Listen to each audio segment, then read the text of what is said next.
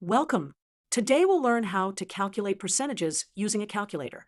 Let's learn how to find 25% of any number. The first step is to convert 25% to a decimal. To do this, we divide 25 by 100. This gives us 0.25. Let's try an example. Let's calculate 25% of 80. To do this, we multiply 0.25 times 80.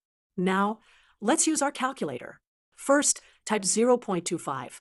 Then press the multiplication key. Next, type 80. Finally, press equals. The calculator shows us that 25% of 80 equals 20. We can verify this makes sense because 25% is 1/4 and 1/4 of 80 is 20. Let's try one more example. Calculate 25% of 120. Using our calculator, we multiply 0.25 times 120. This gives us 30. To summarize, to find 25% of a number, first convert 25% to 0.25, then multiply this decimal by your number. The result is 25% of the original number.